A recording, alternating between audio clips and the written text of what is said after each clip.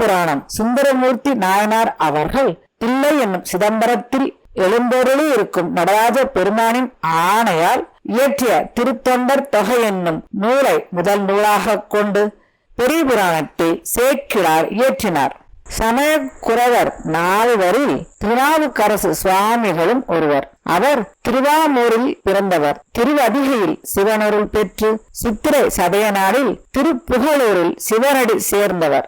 என் கடன் பணி செய்து கிடப்பதே என்று எல்லா சிவன் கோவில்களுக்கு சென்று உளவார திருப்பணி செய்து வாழ்ந்தவர். உளவார திருப்பணி என்றால் கோவிலை சுற்றியுள்ள இடங்களை சுத்தம் செய்து சாரமிட்டு மூழ்கி இறைவன் குடியிருக்கும் இடத்தை மிகவும் புனிதமாக்குவது. மேலும் இறைவன் மீது பாடல்களை பாடி இறைவனை துதி செய்தார். இவர் பாடிய பாடல்கள் 3066. அதில் பன்முறையிலான பாடல்கள் 113 பதிகங்களாக 4ஆம் திருமுறையாக தொகுக்கப்பட்டுள்ளது. திருக்குறுந்தொகை பதிகங்கள் 100 5ஆம் திருமுறையாக தொகுக்கப்பட்டுள்ளது. திருத்தாண்டக பதிகங்கள் 99 6வது திருமுறையாக வகுக்கப்பட்டுள்ளது. இவர் சென்று பாடிய இடங்கள் 125. இவரால் மட்டுமே பாடப்பெற்றவை 23 இடங்களாகும். ஞான தவமுனிவரான வாகீசர் சிவபெருமானின் திருத்தொண்டு வளர்வதற்காக தோன்றியவர். உண்மை பேசுவதையே தன்னுடைய கொள்கையாக கொண்டு வாழ்ந்த திருநாவுக்கரசர் மிகவும் சிறப்பு பெற்றவர் ஆவார். அவர் திருமுனை பாடி என்னும் பெண்ணையாறு பாய்கின்ற வளம் பொருந்திய நாட்டில் பிறந்தவர். அந்த நாடு மருத நிலம் நிறைந்த நாடு. மருத நிலம் என்றால் விவசாய நிலமாகும். பாவத்தை உண்டாக்கும் தீய நெறியானது மாறு மாறு திருநீலகண்டரான இறைவனின் உண்மையான சிவநெறியை தருகின்ற திருநாவுக்கரசரும் ஆளாள சுந்தரரும் தோன்றியது இந்த திருமுனைப்பாடி நாடாகும். திருமுனைப்பாடி நாட்டில் திருவாமூர் என்ற ஒரு அழகிய ஊர் இருந்தது. தனித்தன்மை மிக்க அந்த ஊரில் அனைத்து விதமான அறங்களையும் கடைபிடித்து வாழும் ஒழுக்கமுடைய பல குடிகள் இருந்தன. அந்த குடிகளில் இல்லற ஒழுக்கத்தில் மேம்பட்டு இருந்த வேளாளர் குலத்தில் வழி வழியாக வரும் பெருமையுடைய குறுக்கையர் குடி என்று ஒன்று இருந்தது. அந்த குறுக்கையில் குடியில் புகனார் என்ற சான்றோர் இருந்தார்.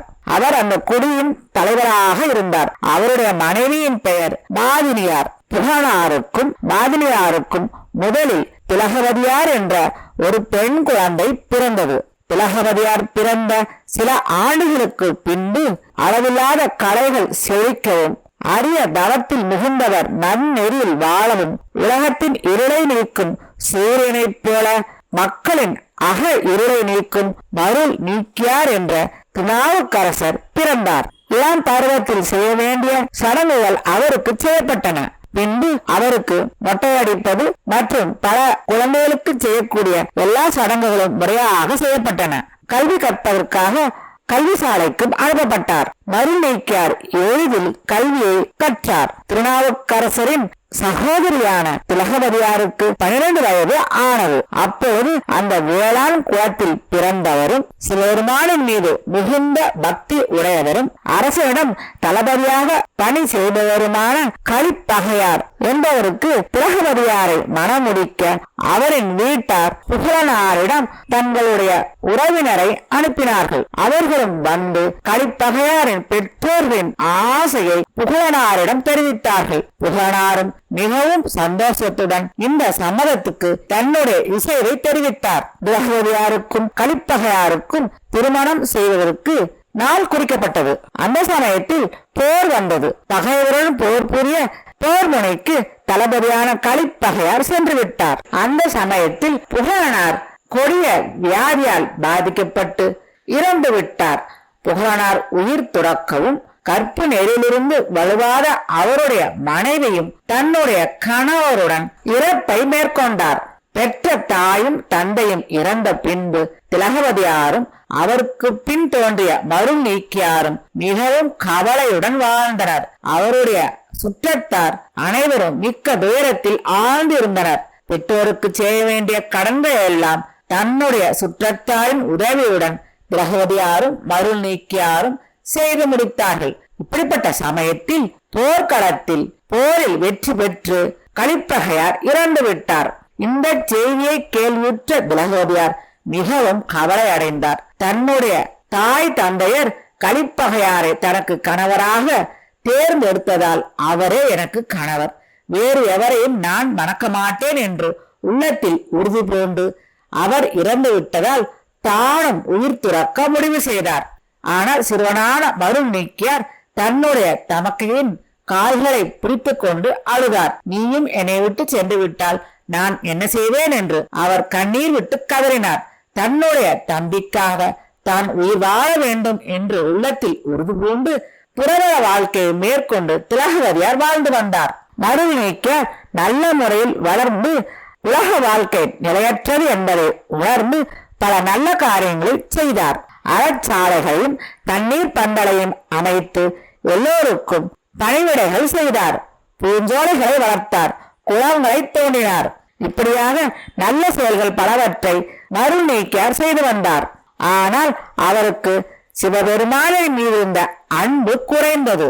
சமண மதத்தின் மீது பற்று ஏற்பட்டது. அவர் பாடலிபுரத்திற்கு சென்று சமண மதத்தை பின்பற்ற ஆரம்பித்தார்.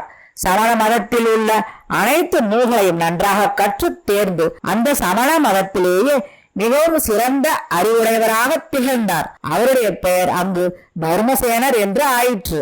அவர் சமண மதத்தை சிறப்பிக்க அனைத்து புத்த மத துறவிகளையும் வாதிட்டு வென்று சமண மதத்தை பரப்பினார். சமண மதத்தின் தலைமை பதவியிலும் அவர் இருந்தார். இங்கோ திலகவதியார் தூய்மையான தவ நெறியை மேற்கொண்டு சிவனின் மீது அளவு கடந்த பக்தியுடன் வாழ்ந்து வந்தார். அவர் திருக்கெடிலம் என்ற ஆற்றின் நீண்ட வடகரையில் இருந்த மிகவும் சிறப்பு வாய்ந்த திருவதிகை வீரட்டானம் என்ற இடத்தில் வாழ்ந்து வந்தார். சிவத்துறவியாக அங்கு தன்னுடைய வாழ்க்கையை அவர் வாழ்ந்து வந்தார். பொழுது விடுவதற்கு முன்பாகவே எழுந்து குளித்து அந்த கோவிலை சுற்றி சுத்தம் செய்து சாணத்தால் மெழுகி மலர்களை கொண்டு மாலைகளை தொடுத்து இறைவனுக்கு அர்ப்பணித்து அந்த கோவிலுக்கு உண்டான பல திருப்பணிகளை செய்து வாழ்ந்து வந்தார். ஒரு நாள் கூட தவறாமல் தன்னுடைய பணியை அவர் செய்து வந்தார். அவர் தன்னுடைய தம்பியான மருள் நீக்கியார் சமண மதத்தை சார்ந்து வாழ்வதை நினைத்து மிகுந்த மனக்கவலையோடு இருந்தார். தினமும் விரட்டானத்தி இறைவனை தோது வணங்கி, ஐயனே, நீர் எனக்கு தலைவர் ஆகும், எனக்கு பின் தோன்றியவனை தீவினையுடைய பரசமயத்தின் குழுவிலிருந்து மீட்டருள வேண்டும் என்று வேண்டி விண்ணப்பித்து வந்தார். சிவனடியில் வாழ்ந்த திலகவதியார் தவத்தை மேற்கொள்வதாக நினைத்துக் கொண்டு பாயை உறுத்தியும் தலை மயிரை மழித்தும் நின்றவாறே உணவு உண்டும் வருந்துகின்ற தீய நெறியான சமயத்தில் விழுந்த என் தம்பியை அந்த குழியிலிருந்து காத்து அறிசெய்ய வேண்டும் என்று இறைவனிடம் பிரார்த்தனை செய்து கொண்டார். பிறவி பிணியை தீர்க்கும் சிவபெருமானும் திலகவதியாரின் பிரார்த்தனையை நிறைவேற்ற திருவுளம் கொண்டார். அதனால் நிலையான தவத்தையுடைய திலகவதியாரின் கனவில் தோன்றி, நீ உன் மனக்காலையை விடுவாயாக, உன் தம்பி முற்பிறவில் முனிவனாக பிறந்து என்னை அடைவதற்கு தவம் செய்தான். அதில் ஏற்பட்ட சிறிய குற்றத்தினாலேயே இப்பொழுது பிற சமயத்தை சார்ந்துள்ளான். அவருடைய குற்றம் நீங்கும் காலம் வந்துவிட்டது. இனி அவனுக்கு சூளை நோய் என்னும் வயிற்று வலியை தந்து அவனை ஆட்கொள்வேன் என்று கூறி அருளினார். அங்கு தர்மசேனன் என்னும் பெயரில் இருந்த மருள் நீக்கியாருக்கு கொடிய சூளை நோய் ஏற்பட்டது. அது கொடிய தீயை போன்று அவருடைய வயிற்றை பற்றியது. அந்த வழியை அவரால் தாங்க முடியவில்லை. தன்னுடைய சமண சமயத்தை சார்ந்த அறிஞர்களிடம் தனக்கு ஏற்பட்ட சூளை நோயை கூறி அதற்கு தீர்வு காணுமாறு வேண்டினார். அவர்களும் பல மந்திரங்களை சொல்லி எவ்வளவோ முயன்றும் அந்த சூளை நோய் அவரை விட்டு நீங்கவில்லை.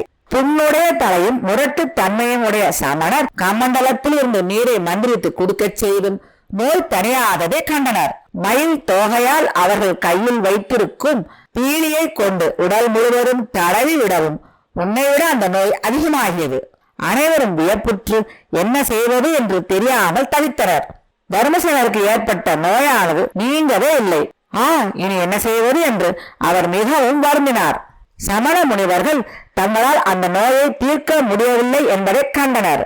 இனி நாம் என்ன செய்வது என்று அறியாமல் அந்த இடத்தை விட்டு அகன்றனர். சமணர்கள் கைவிட்டதால் கொடிய சூளை நோய் தன்னை பற்றி கொண்டு மிகவும் வருந்துவதை கண்ட தர்மசேனர் என்ன செய்வது என்று தெரியாமல் கலங்கினார். அப்போது அவருக்கு தன்னுடைய தமக்கையின் நினைவு வந்தது. உடனே அவர் தனக்கு உணவு சமைத்து தரும் ஏவலாளை தன்னுடைய சகோதரியிடம் அனுப்பினார். திருவதிகைக்கு சென்ற அந்த சமையல் செய்பவர் திலகவதியாரை கண்டு தர்மசேனருக்கு ஏற்பட்ட சூளை நோயையும் அதை சமணர்களால் தீர்க்க முடியாததையும் தெரிவித்தார். அப்போது திலகவதியார், நான் சமணர்கள் வாழும் இடத்திற்கு வரமாட்டேன், இதை நீ என்னுடைய சகோதரனிடம் சென்று கூறுவாயாக என்று அந்த சமையல்காரரை திருப்பி அனுப்பிவிட்டார். திலகவதியார் கூறியதை கேட்ட தர்மசேனர் மனம் தளர்ந்தார். இனி நாம் தான் நம்முடைய சகோதரிடம் செல்ல வேண்டும் என்று தீர்மானித்து தன்னுடைய சமண மத அடையாளங்களை நீக்கிவிட்டு வெள்ளை நிறமான ஆடையை உடுத்திக்கொண்டு இரவில் யாரும் அறியாமல் தான் வாழும் இடத்திலிருந்து தன்னுடைய சகோதரி வாழ்கின்ற இடமான திருவதிகைக்கு சென்று சேர்ந்தார். திலகவதியாரிடம் சென்ற தர்மசேனர் தன்னுடைய சகோதரின் கால்களில் விழுந்து வணங்கினார். தன்னுடைய சகோதரியை பார்த்து, நம் குலம் செய்த தவத்தின் பயனாக பிறந்தவரே, என்னுடைய உடலில் ஏற்பட்ட இந்த கொடிய சூளை நோய் என்னை மிகவும் வருத்துகிறது. இதை நீக்கும் வழியை நான் அறியவில்லை. இந்த நோய் என்னை விட்டு நீங்குமாறு அருள் புரிய வேண்டும் என்று வேண்டி வணங்கினார். தன்னுடைய கால்களில் விழுந்து வணங்கிய தம்பியை பார்த்து திலகவதியார், சகோதரா, இது சிவபெருமானை தவிர வேறு யாராலும் நீக்க முடியாத நோயாகும். பிற சமயத்தை சார்ந்து இருந்தது மிகப்பெரிய குற்றமாகும். நீ சிவபெருமானை பிரார்த்தனை செய், அவரே உன்னை இந்த நோயிலிருந்து காப்பார் என்று கூறினார். அவருடைய சொல்லை கேட்ட மருள் நீங்கியார் நிலத்திலிருந்து எழுந்து இறைவனை தொழுதார். திலகவதியார் தன்னுடைய சகோதரனுக்கு திருவீரட்டானத்து இறைவனை வணங்கி திருநீற்றை தந்தார். திலகவதியார் சிவபெருமானின் திருநீற்றை தந்தவுடன் மருள் நீக்கியார் எனக்கு பெருவாழ்வு வந்தது என்று அதை வாங்கி தன்னுடைய மேனில் பூசிக்கொண்டார். அப்போது இறைவனின் திருப்பள்ளி எழுச்சிக்குரிய காலம் வந்தது. திலகவதியார் கோவிலை சுற்றி சுத்தம் செய்வதற்குண்டான பொருள்களை எடுத்துக்கொண்டு முன்னே நடந்தார். மருள் நீக்கியாரும் அவரை பின்பற்றினார். இருவரும் கோவிலுக்குள் சென்றார்கள். அலைகளை உடைய கெடிலம் என்ற ஆற்றின் கரையில் உள்ள வீரட்டானத்தில் இருந்த மலையை வில்லாக கொண்ட சிவபெருமானின் கோவிலை தொழுது வலம் வந்தார்கள். அஷ்டாங்கமாக நிலத்தில் விழுந்து வணங்கினார் மருள் நீக்கியார். இறைவனின் திருவருளால் இறைவனை புகழ்ந்து பாடும் உணர்வு அவருக்கு வந்தது. மருள் நீக்கியார் திருநீறு நிறைந்த மேனியுடன் உள்ளத்தில் அன்பு மேலோங்க பகைவரின் முப்புறங்களை எரித்த வீரட்டானத்து இறைவரை சூளை நோயையும் மாயையும் அறுக்கும் பொருட்டு கூற்றாயினவாறு விளக்கீர் என்று தொடங்கும் திருப்பதிகத்தை உலகத்தில் 7 பிறப்புகளிலும் வரும் துன்பமும் நீங்குமாறு இறைவனின் சந்நிதிக்கு எதிரே நின்று பாடினார். நிலை பெற்ற அந்த பாடலை பாடிய அப்போது அவரது வயிற்றில் தங்கி துன்புறுத்திய கொடிய சூளை நோய் நீங்கியது. பரம்பொருளான இறைவனின் அருளை பெற்றவரான மருள் நீக்கியார் இறைவனின் அருளான கடலில் மூழ்கி நின்றார். அவருடைய திருமேனில் உள்ள ரோமங்கள் எல்லாம் மகிழ்ச்சியினால் ஒருங்கே சிலிர்த்து நின்றன. கண்களிலிருந்து ஆனந்த கண்ணீர் இடையராது பொங்கி வழிந்து பெருகியது. தரையில் விழுந்து புரண்டு பரவசப்பட்ட மருள் நீக்கியார், என் செய்கையில் உண்டான பிழை காரணமாக ஏற முடியாத பெரிய மேட்டிலும் ஏறும்படி உன்னுடைய கருணையாகிய பெருவெள்ளத்தை பெருகச் செய்து எனக்கு அருள் புரிந்தீர். இந்த அருளுக்கு நான் தகுந்தவனா என்று கூறி இறைவனை துதித்தார். பொய்யை உண்மை என்று கூறி திரியும் சமணர்கள் பின் சென்றேனே, அப்படிப்பட்ட படுகுழியில் விழுந்து செய்வதறியாது குற்றம் புரிந்திருந்தேன். அப்படிப்பட்டவனை மனம் கமலும் கூந்தலுடைய உமை அம்மையின் கணவரான சிவபெருமானின் திருவடிகளை பெற்று தந்த சூளை நோய்க்கு வணக்கம் என்று கூறி வணங்கினார். அந்த நேரத்தில் மிக்க சிறப்புடைய வீரட்டானத்து இறைவரின் திருவருளால் சிறந்த செந்தமிழால் இனிய சொல்வளம் மிக்க திருப்பதிக மாலையை பாடினார். அதனால் அவருக்கு அப்பொழுது 7 உலகங்களும் விரும்புமாறு திருநாவுக்கரசர் என்று உணவு பெயர் அமையட்டும் என்னும் அசரீரி வானத்தில் எழுந்தது. தவறான மதத்தை பின்பற்றிய எனக்கும் இப்படிப்பட்ட கருணையை செய்தீரே என்று இறைவனை வாழ்த்தி மனம் உருகி வீழ்ந்து வணங்கினார். திருவதியில் வாழ்ந்த சிவனடியார்கள் முரசு, தம்பட்டம், உடுக்கை, மத்தளம், யாழ், முழவு, கிளை, துந்துபி, மணி போன்ற இசைக்கருவிகளை முழக்கி ஆரவாரம் செய்தனர். திருநாவுக்கரசர் சமண மதத்திலிருந்து நீங்கி சைவ மதத்தை சிறப்பிக்க அதை தன்னுடைய கொள்கையாக மேற்கொண்ட நிகழ்ச்சியை அனைவரும் கொண்டாடி மகிழ்ந்தனர். திருநாவுக்கரசரும் சிவச்சின்னங்களான திருநீறு, உத்ராகம் ஆகியவற்றை அணிந்து உள்ளத்தாலும் உடலாலும் சொல்லாலும் அவர் சிவத்தொண்டினை செய்ய ஆரம்பித்தார். இடைவிடாமல் உள்ளத்தில் அவர் கொண்ட தியான உணர்வினால் திருப்பதிகங்களை பாடினார். கையில் உளவார படியை எடுத்துக்கொண்டு, அதாவது கோவிலை சுற்றி சுத்தம் செய்வதற்கு தேவையான கருவிகளை கையில் வைத்துக் கொண்டு அவர் எல்லா இடத்திற்கும் பயணம் செய்தார். உண்மையான தொண்டு செய்து வந்த திலகவதியார் தன்னுடைய சகோதரனை சைவ நெறியில் திருப்பி கொண்டு வந்த இறைவனுக்கு நன்றி செலுத்துவதற்கு விரட்டானேஸ்வரரின் திருவடிகளில் விழுந்து வணங்கி துதித்தார். திருநாவுக்கரசர் சமய மதத்தை துறந்து சிவநெறியை மேற்கொண்டதை பாடலிபுரத்தில் இருந்த சமணர்கள் கேள்விப்பட்டார்கள். அவர்களால் அதை பொறுத்துக் கொள்ள முடியவில்லை. சமண மதத்தில் இருந்த பொழுது அவருக்கு ஏற்பட்ட சூளை நோய் நீங்கவில்லை. அவர் சைவரான பின்னாலே அந்த நோய் நீங்கியது என்பதை அவர்கள் அறிந்தார்கள். ஆனால் இதை உலகம் அறிந்தால் தன்னுடைய சமண சமயம் வீழ்ச்சி பெறும் என்று அவர்கள் பயந்தார்கள். இதற்கு என்ன செய்வது என்று அனைவரும் கூடி கலந்து ஆலோசனை செய்தார்கள். இந்த உண்மையை அறிந்தால் மன்னன் வெகுண்டு அவனும் சைவனாகி விடுவான். பிறகு நாம் என்ன செய்வது என்று அவர்கள் மிகவும் கவலை கொண்டார்கள். இதற்கு என்ன உபாயம் செய்யலாம் என்று அனைவரும் கலந்து ஆலோசித்து முடிவில் தர்மசேனர் அவருடைய சகோதரி சைவ சமயத்தை சார்ந்து இருந்ததால் தனக்கு சூளை நோய் ஏற்பட்டது என்று பொய்யை கூறிவிட்டு அங்கு சென்று சைவ சமயத்தில் சேர்ந்து விட்டார். அவர் சமண சமயத்திற்கு குற்றம் செய்து விட்டார், தெய்வ நிந்தனையும் செய்து விட்டார் என்று மன்னனிடம் கூறலாம் என்று முடிவு செய்தார்கள். அனைவரும் ஒன்றாக பல்லவ மன்னனின் நகரத்தை அடைந்தனர். உடை அணிவதை நீக்கியவர்களாகவும் இடையில் ஒன்றும் பேசாது உண்பவர்களாக உள்ள அந்த சமணர்கள் மன்னனை அடைந்தார்கள். அரண்மனை வாயில் காவலரிடம் தாங்கள் வந்துள்ள செய்தியை மன்னனிடம் தெரிவிக்க சொன்னார்கள். வாயில் காப்பவனும் தகுந்த சமயம் அறிந்து இவர்களின் வரவை அரசரிடம் தெரிவித்தான். மன்னன் சமண சமயத்தை சார்ந்து இருந்ததால் அவர்களை உடனே அழைத்து வா என்று கூறினார். அவர்கள் மன்னனை பார்த்து, எங்களுடைய தலைவனாக இருந்த தர்மசேனர் சூளை நோய் ஏற்பட்டதாக பொய் கூறி தன்னுடைய சகோதரி இருக்கும் இடத்துக்கு சென்று சைவ சமயத்தை சார்ந்து விட்டார். நீ பின்பற்றும் மதமான சமண சமயத்தை துறந்து விட்டார் என்று கூறினார்கள். இதை கேட்ட பல்லவ மன்னன் மிகவும் கோபம் கொண்டான். உடனே தர்மசேனரை அழைத்து வர தன்னுடைய அமைச்சர்களை அனுப்பினார். படை வீரர்கள் புடைசூழ சென்ற அமைச்சர்கள் திருநாவுக்கரசர் இருக்கும் இடத்திற்கு சென்று, உம்மை அழைத்து வருமாறு அரசன் எங்களை அனுப்பியுள்ளார், வாருங்கள் என்று கூறினார்கள். அவர்களை பார்த்து திருநாவுக்கரசர், நான் மறையின் தலைவரும் கங்கையுடன் பிறை சந்திரனையும் சூடிய சடை உடையவரான சிவபெருமானை புகழ்ந்து நாமார்க்கும் குடியல்லோம் என்ற பாடலை பாடினார். பின்பு அமைச்சர்களை பார்த்து, நீங்கள் என்னை அழைக்கும் தன்மை நன்றாக இல்லையே என்று கேட்டார். உடனே அவர் கூறியதை கேட்ட அமைச்சர்கள் அவருடைய கால்கள் விழுந்து வணங்கினர். சமணர்கள் அரசனிடம் சென்று கூறியதை அவர்கள் கூறினார்கள். திருநாவுக்கரசரும் அவர்களுடன் செல்ல சம்மதித்தார். திருநாவுக்கரசரை அழைத்துக் கொண்டு அமைச்சர்கள் மன்னனிடம் சென்றார்கள். பல்லவ மன்னன் சமண அடியார்களை பார்த்து, இனி இவனை என்ன செய்வது என்று கூறுங்கள் என்று கேட்டார். அதற்கு அந்த சமணர்கள் இவரை நீற்றறையில், அதாவது சுண்ணாம்பு காலவாயில் அடைத்து விடுங்கள் என்று கூறினார்கள். மன்னன் திருநாவுக்கரசரை சுண்ணாம்பு காலவாய் என்னும் நீற்றறையில் அடையுங்கள் என்று கட்டளையிட்டான்.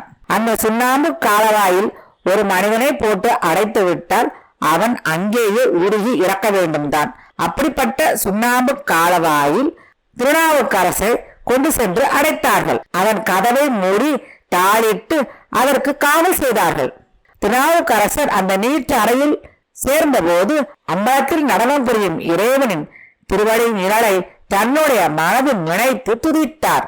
சிவபெருமானின் அடியவர்களுக்கு துன்பம் வருமா என்று இறைவன் மீது திருப்பதிகம் பாடினார். இறைவனையே வணங்கி அந்த நீற்றறையில் இருந்தார். வெப்பத்தை உடைய அந்த நீற்றறை மிக்க இளவேனில் காலத்தில் வீசுகின்ற குளிர்ந்த தென்றல் போல ஆனது. இறைவனின் திருவடி நிழலில் உண்டாகும் சுகம் அனைத்தும் நிரம்பியதாக அந்த நீற்றறை விளங்கியது. அந்த நீற்றறையில் குற்றமில்லாத சந்திரனையும் நீண்ட கங்கையையும் உடைய சடை முடியை கொண்டவனும் பேசுவதற்கு இனிமையானவனும் உலகங்களை எல்லாம் ஆள்பவனான ஈசனை எம்பெருமானை எல்லா ஊர்களையும் தோற்றுவிப்பவனான அந்த இறைவனை அன்பில் விளையும் தெவிட்டாத அமுதினை அடிவணங்கி திருநாவுக்கரசர் இனிதாக இருந்தார். 7 நாட்கள் கழிந்த பின்பு சமர்களை பல்லவ மன்னன் அழைத்தான். இனி நீங்கள் நீற்றறையை திறந்து பாருங்கள் என்று கட்டளையிட்டான். அந்த சமணர்களும் நீற்றறையை திறந்து பார்த்தார்கள். திருநாவுக்கரசர் எந்தவித ஊனமும் இல்லாமல் மிக்க மகிழ்வுடன் அந்த நீற்றறையில் அமர்ந்திருந்தார். அதை கண்ட சமணர்கள் இவன் சிறிது கூட கஷ்டப்படவில்லை, இது என்ன வியப்பு என்று அதிசயித்தார்கள். அதன் பிறகு அந்த சமணர்கள் இது ஒன்றும் அதிசயம் அல்ல, இவன் சமண சமயத்தில் இருந்த பொழுது பெற்ற பயிற்சியை பயன்படுத்தி இந்த நீற்றறையில் எந்த கஷ்டமும் இல்லாமல் இருக்கிறான் என்று மன்னனுக்கு கூறினார்கள். இனி இவனுக்கு என்ன செய்வது என்று மன்னன் கேட்க அதற்கு அவர்கள் கொடிய விஷத்தை இவனுக்கு உண்ண கொடுக்க வேண்டும் என்று கூறினார்கள். மன்னனும் மிக நன்றி என்று கூறி அந்த விஷத்தை தன்னுடைய காவலாளை அழைத்து திருநாவுக்கரசருக்கு கொடிய விஷத்தை உண்பதற்கு கொடுக்க கட்டளையிட்டான்.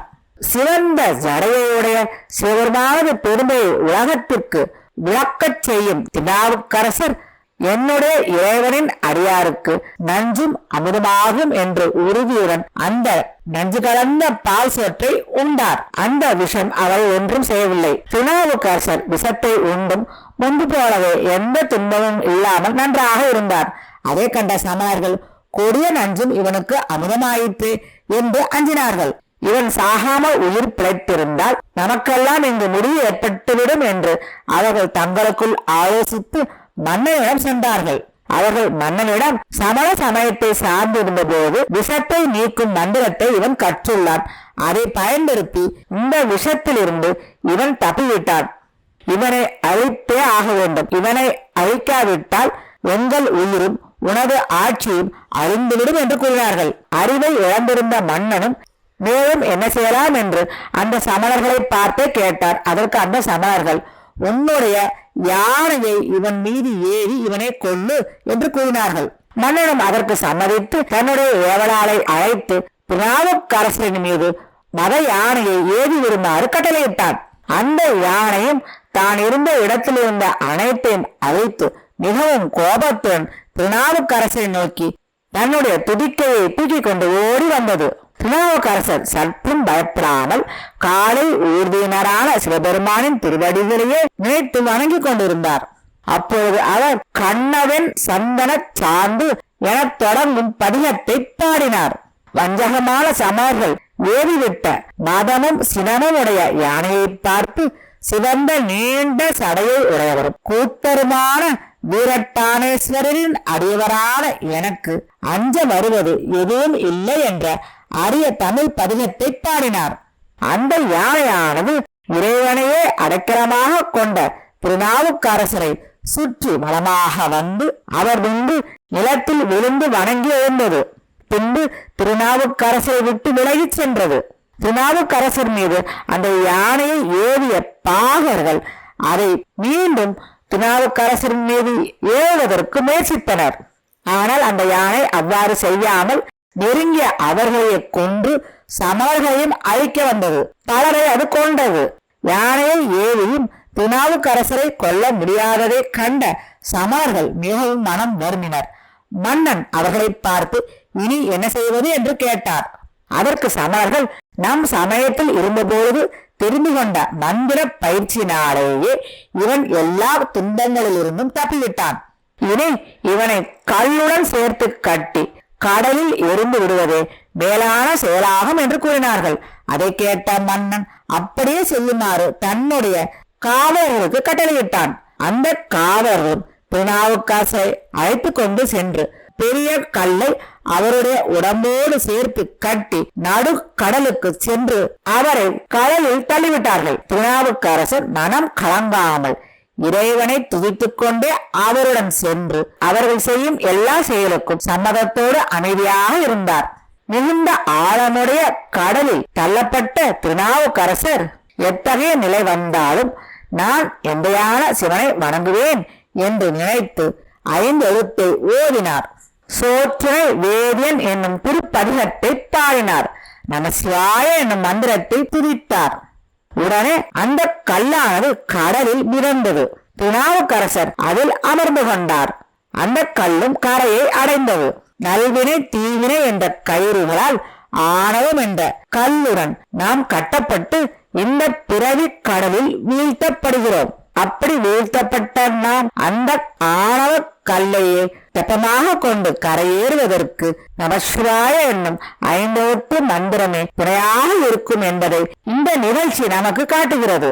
அந்த கல்லானது மிதந்து வந்து திருப்பாதி என்னும் மரத்தை தலவிருட்சமாக கொண்ட புலியூர் என்ற இடத்திற்கு அருகில் வந்து கரை சேரியது. அப்படி கரைக்கு வந்த திருநாவுக்கரசரை அடியவர்கள் கூட்டமெல்லாம் கூடி அரகர என்ற மந்திரத்தை ஓதி வரவேற்று மகிழ்ந்தது. திருநாவுக்கரசரும் சில தொண்டர்கள் பின்தொடர பாதிரி புலியூரில் வீற்றிருக்கும் வெண்மையான பிறையை சடையில் சூடிய சிவபெருமானை வணங்கினார். அன்புடன் கீழே விழுந்து வணங்கி எழுந்து இறைவன் மீது பல பாடல்களை பாடினார். கங்கை வாழ்கின்ற சடையை உடைய இறைவனை, எல்லா ஊர்களுக்கும் ஆதாரமாக இருக்கும் ஒருவரை ஈன்றாளுமாய் எனக்கு எந்தையுமாகி எனத் தொடங்கி தோன்றா துணையாய் இருந்தனன் தன் அடியோர்களுக்கு என்ற கருத்து கொண்ட பாடல் முதலாக பல தமிழ் பதிக மாலையினை சாப்பினார். மேலும் பல தமிழ் பதிகங்களை பாடி அந்த இடத்தில் தங்கியிருந்தார். முப்புறங்களை எரித்த விரட்டானத்து இறைவனை மனதில் நினைத்து அவர் திருவதிகை இடத்திற்கு சென்றார். பின்பு அவர் தேவரான இறைவன் வாழும் திருமாணிக்குழி, திருத்திணை நகர் ஆகிய இடங்களுக்கு சென்று தேவார பாடல்களை பாடி இறைவனை துதித்தார். பின்பு திருக்கெழிலத்தை அடைந்து அங்குள்ள இறைவனை பாடி பணிந்தார். இவ்வாறு திருநாவுக்கரசர் சமணர்கள் செய்த கொடுமைகளில் இருந்து தப்பித்து திருவதிகைக்கு வந்ததை அறிந்த அந்த மக்கள் அவரை எதிர்கொண்டு வரவேற்று உபசரித்தனர். முரசு முதலான கருவிகளை இசைத்து இந்த செய்தியை எல்லோருக்கும் கூறினார்கள். தங்களுடைய நகரை அலங்காரம் செய்து இந்த நிகழ்ச்சியை கொண்டாடினார்கள். இத்தகைய நாட்களில் திருப்பணிகள் செய்கின்ற இனிய தமிழுக்கு அரசரான வாகீசரும், அதாவது திருநாவுக்கரசரும், பிறையையும் பாம்பையும் அணிந்த சிவபெருமான் வீற்றிருக்கும் பல இடங்களுக்கு சென்று வணங்கினார். அவருடைய திருப்பெயரை சொல்லி துதிக்கும் திருப்பதிகங்களை பாடி தொண்டு செய்தார்.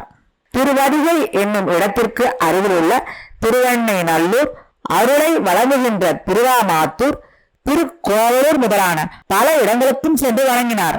வளமையான தமிழ் பதிகங்களை பாடிக்கொண்டு காளையை வாகனமாக உடைய இறைவன் வீற்றிருக்கும் திரு பெண்ணாகடத்தை வணங்குவதற்கு அங்கு சென்றார்.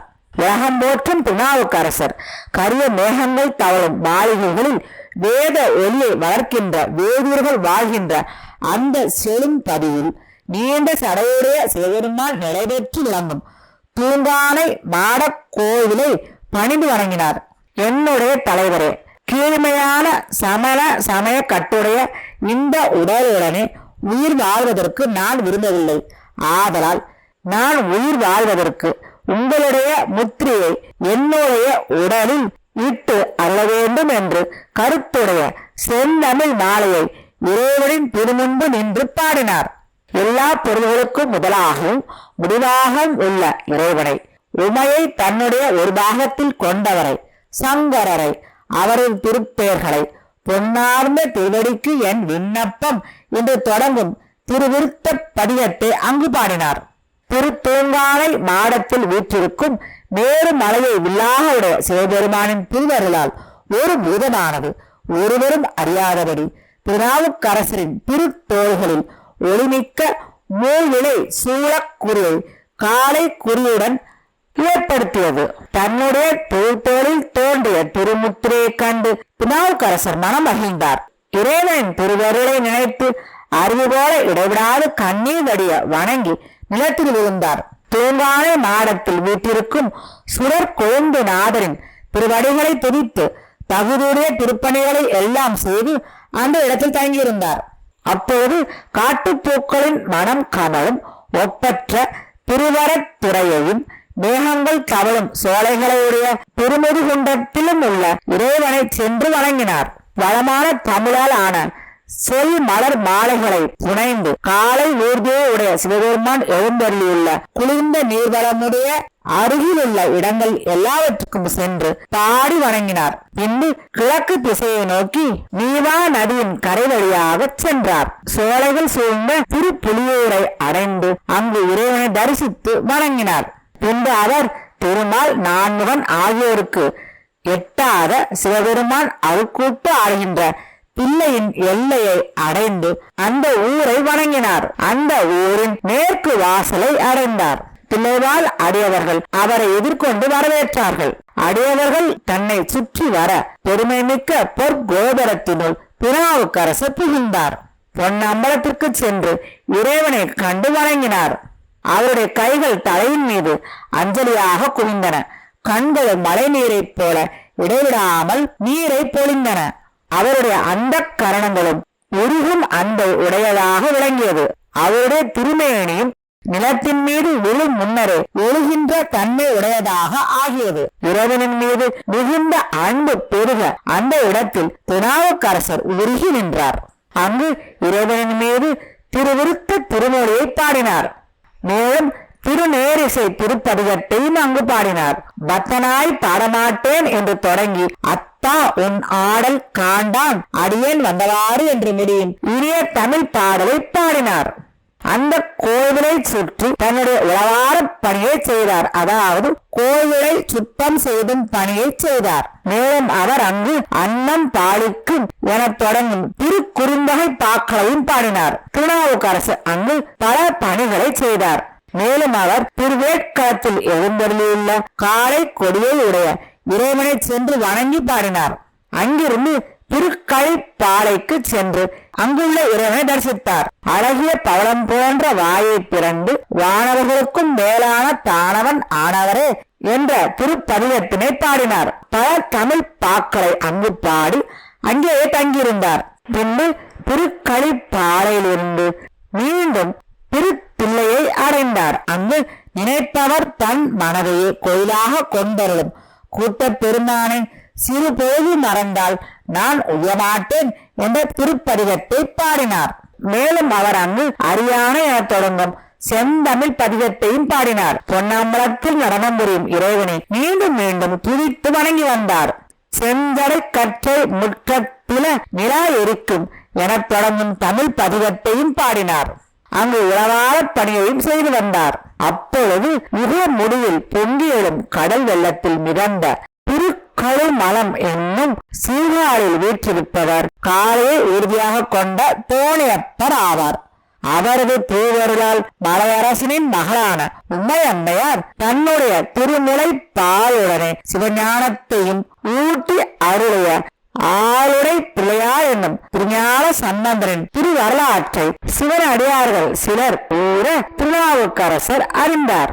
சிவகாழில் தோன்றிய பெருந்தகையாளரான ஞான சம்பந்தர் உமையாரின் திருநிலைப்பாலை ஞானத்துடன் உண்ட அப்பொழுதே கடலில் தோன்றிய விஷத்தை உண்டு உலகுக்கு நல்ல அருள் புரிந்த சிவபெருமானின் ஏழிசை பொருந்தும் வளமான தமிழ் பாலையால் எமது பெண்மான் இவன் என சுட்டிக்காட்டி பாடினார்.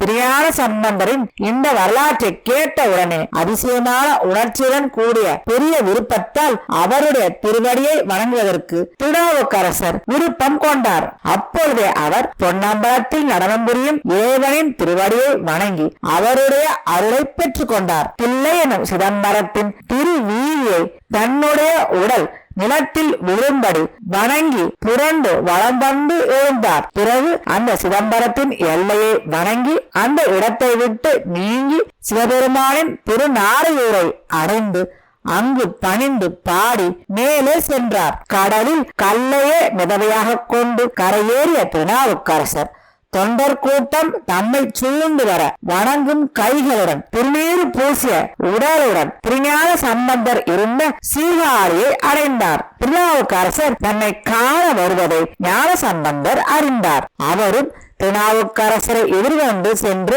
வரவேற்றார். தன்னை கண்டு வணங்கிய திருநாவுக்கரசரை தன்னுடைய திருக்கைகளால் பிடித்துக் கொண்ட திருஞான சம்பந்தர் அவரை என்னுடைய அப்பரே என்று கூறி அழைத்தார். அதனால் திருநாவுக்கரசர் அப்பர் என்னும் பெயரை பெற்றார். இரு சமய குறவர்களை ஒரு சேர கண்ட சிவன் அடியார்கள் அரகர என்று ஒளியை எழுப்பி மகிழ்ச்சி ஆரவாரம் செய்தார்கள். திருநாவுக்கரசர் ஆளுடைய பிள்ளையாரின் திருவடிகளை வணங்கும் பேர் பெற்றேன் என்று மகிழ்ச்சி அடைந்தார். நாவுக்கரசரால் வணங்கப்பட்ட ஞான வளரான சம்பந்தர் பெருமகிழ்ச்சி அடைந்தார். இருவரும் ஒன்று சேர்ந்து சீகாழில் உள்ள இறைவனின் ஆலயத்தை அடைந்தார்கள். அப்பொழுது ஞான சம்பந்தர் திருநாவுக்கரசரை பார்த்து, அப்பரே, நீர் இறைவனை பாடுங்கள் என்று கூற திருநாவுக்கரசர் மிகுந்த மகிழ்ச்சியுடன் இறைவனை பாடினார். அவர் அங்கு பார்க்கொண்டு மூடி என தொடங்கும் திருப்பதிகத்தை பாடினார்.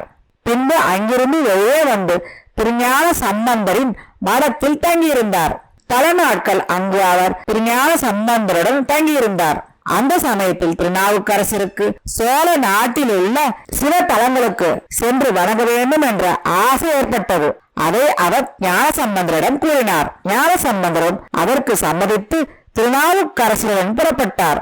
இருவரும் ஒன்றாக சென்று திருக்கோலக்கா என்னும் இடத்தை அடைந்து அங்குள்ள இறைவனை வணங்கினார்கள். பின்பு சம்பந்தர் திருநாவுக்கரசரிடம் விடைபெற்றுக் கொண்டு திரும்பினார்.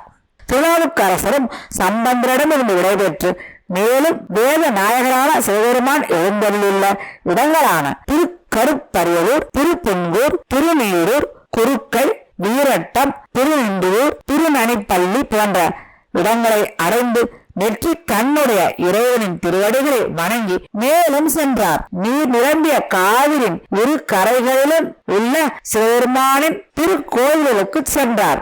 திருச்செம்பொன் பள்ளிக்கு சென்று அங்கு பாடினார். மேலும் சோலைகள் சூழ்ந்த திருமயிலாடுதுறை, காவிரின் இரு கரைகளில் உள்ள திருத்துருத்தி, வேள்விக்குடி, திரு எதிர்கொள்பாடி ஆகிய இடங்களுக்கு சென்று வணங்கினார். இறைவன் மீது பாடல்களை பாடி துதித்தார். பின்பு திருக்கோடிக்காவுக்கு சென்று அங்கு இறைவனை வணங்கி திருவாவடுதுறையை அடைந்தார். அங்கு திருவாவடுதுறையில் வீற்றிருக்கும் இறைவனை அடைந்து உயிந்தேன் என்ற கருத்துடைய திருத்தாண்டகத்தை முதலில் பாடினார். பின்பு திருக்குறுந்தொகையும் திருநேரிசையும் சந்த விருத்தங்களும் என்ற வெவ்வேறு தன்மை மிக்க செந்தமிழ் பாக்களாகிய திருப்பள்ளி தாமங்களை அங்கு பாடினார். பல நாட்கள் அங்கு தங்கியிருந்தார். இடைவிடாது உளவாரப் பணியை செய்தார். பின்பு அங்கிருந்து திருவிடை மருவூருக்கு சென்றார். கையில் மான்கன்றை உடைய இறைவனை மிகுந்த அன்புடன் வழங்கினார். அங்கேயே தங்கி வளமான தமிழ் பதிக பாமாலை பலவற்றை மகிழ்ந்து பாடி இறைவனுக்கு சாத்தினார். பின்பு புள்ளிகளை உடைய பாம்பினை அணிந்த இறைவனை திருநாகேஸ்வரத்தில் கண்டு வணங்கினார். அங்கும் பாடல்களை பாடி பூஞ்சோலைகள் சூழ்ந்த பழையாறை என்னும் இடத்துக்கு சென்றார். அங்கிருந்த இறைவனை வணங்கிவிட்டு திருச்சத்தி முற்றத்திற்கு சென்றார். அங்கு திருச்சத்தி முற்றத்தில் வீட்டிருக்கும் சிவக்கோந்தீசரை உமையம்மையின் உள்ளத்தில் எழுந்த பூசனை ஏற்று அருளிய அந்த இறைவனை தொழுது வணங்கினார். அங்கும் உளவார பணிகளை செய்தார். கோவாய் முருகி எனத் தொடங்கி கூற்றம் வந்து ஊரை கொண்டு போவதற்கு முன்பு உன்னுடைய திருவடியை அடையாளம் காணும்படி என் தலைமேல் பொருத்தி வைத்து அழுக என சொல்லி நாவில் நிறைந்த திருப்பதிகத்தை பாடினார். இறைவனும் நீ திருநல்லூருக்கு வா என்று அவருக்கு கூறி அருளினார். உடனே திருநாவுக்கரசர் மனம் மகிழ்ந்து இறைவனை வணங்கி அவர் கூறியபடியே திருநல்லூருக்கு சென்றார். அங்கு இறைவன் உன்னுடைய ஆசையை நான் நிறைவேற்றுகின்றேன் என்று கூறி அவரது தலை மீது தன்னுடைய திருவடிகளை சூட்டி அருளினார். நனைந்தனைய திருவடி எம் தலைமேல் வைத்தார் என்று தொடங்கும் திருத்தாண்டக பதிகத்தால் இறைவனை போற்றி துதித்தார். இறைவனின் திருவருளை எண்ணி நிலத்தில் விழுந்து வணங்கி எழுந்தார். பின்பு திருநல்லூரில் வீற்றிருக்கும் இறைவனுக்கு திருப்பணிகளை செய்து வந்தார். அங்கிருந்து அவர் இறைவன் வீட்டிருக்கின்ற திருக்கருகாவூர், திருவாவூர், திருப்பாலைத்துறை போன்ற பல இடங்களுக்கும் சென்று இறைவனை வணங்கி திருத்தொண்டுகள் செய்தார். அங்கிருந்து புறப்பட்டு திருப்பழனத்தை சென்று அடைந்தார். அங்கிருந்த இறைவனை வணங்கி தமிழ் பாக்களை பாடினார். பின்பு அங்கிருந்து அவர் ஒப்பற்ற அப்போது அடிகள் என்னும் அடிவர் வாழ்ந்த திங்களூரை அடைந்தார். அங்கு அவர் அப்போதைய அடிகள், சாலைகள், கிணறு, குளம், மரம், தண்ணீர் பந்தல் முதலான பல நல்ல செயல்களை அரசு என்னும் தன்னுடைய பெயரில் செய்து வருவதை கண்டும் கேட்டும் அறிந்தார். உடனே அவரை சந்திக்க அவருடைய வீட்டிற்கு சென்றார். அப்போதைய அடிகள் தன்னுடைய வீட்டிற்கு திருநாவுக்கரசர் வந்ததை அறிந்து மிகவும் மகிழ்ந்து அவரை வரவேற்று அவருக்கு உண்டான பணிவிடைகளை செய்தார். தன்னுடைய வீட்டில் உணவு உண்ண அவரை கேட்டுக்கொண்டார். திருநாவுக்கரசரும் அதற்கு சம்மதித்தார்.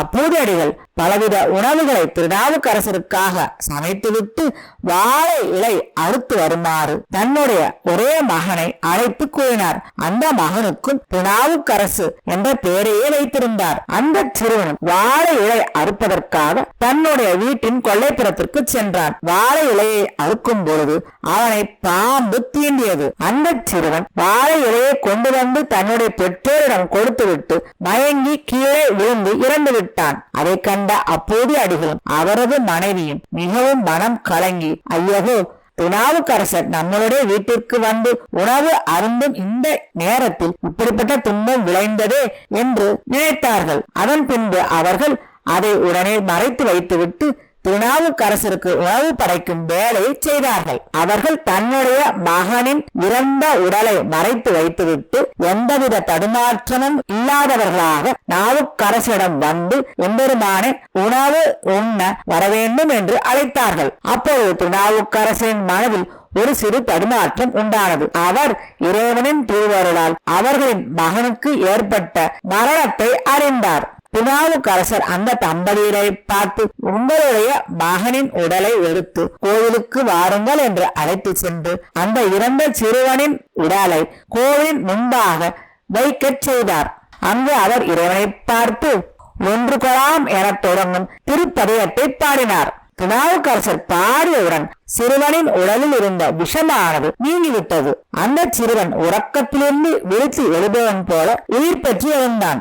தம்பதிகள் தங்களுடைய மகன் உயிர் பெற்று எழுந்ததை பார்த்தனர். மிகவும் மனம் மகிழ்ந்தார். ஆனாலும் திருநாவுக்கரசர் உண்ணாமல் இருப்பதை நினைத்து மனம் வருந்தி அவரை உண்ண அழைத்தார்கள். திருநாவுக்கரசரும் அதற்கு சம்மதித்து அவருடைய வீட்டிற்கு வந்து அவருடைய மகனுடன் சேர்ந்து உணவு உண்டு அவர்களை திருப்திப்படுத்தினார். திருநாவுக்கரசர் திங்களூரில் இருந்து அப்போதையார் தம்மை பின்தொடர்ந்து வர குளிர்ச்சியான கண்ணையுடைய காலை ஊதியினரான சிவபெருமானின் திருப்பழனம் என்ற ஊருக்கு வந்தார். அங்கு இறைவனின் திருவடிகளை வணங்கி பாடல்களை பாடினார்.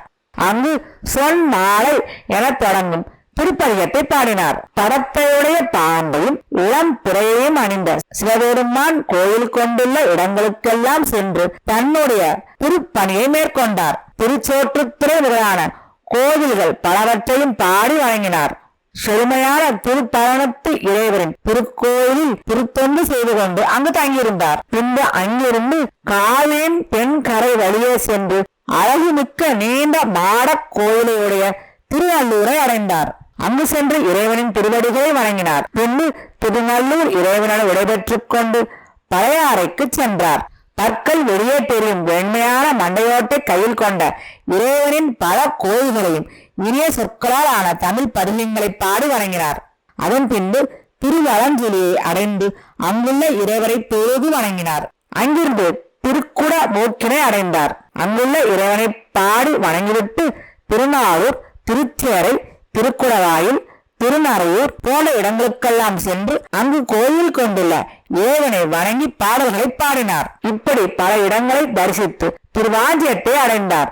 அங்கு வணங்கிவிட்டு திருப்பெருவேலூருக்கு சென்று அங்கு இறைவனை வணங்கினார். கொன்றையை சூடிய இறைவரின் திருவிழாமறை முதலான தலங்கள் பலவற்றையும் வணங்கினார். இப்படியாக பல இடங்களுக்கு சென்று இறைவனை தரிசித்து திருவாரூருக்கு வந்தார்.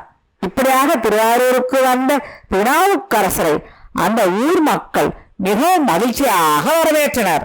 திருவாரூரில் இறைவனின் கோவிலுக்கு சென்று அந்த கோவிலின் முன்பாக இருந்த தேவாசிரிய மண்டபத்தின் முன்பு விழுந்து வணங்கினார்.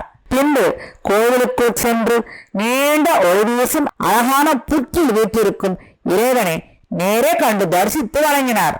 அங்கு திருத்தாண்டக திருப்பதிகத்தினை பாடி துதித்தார்.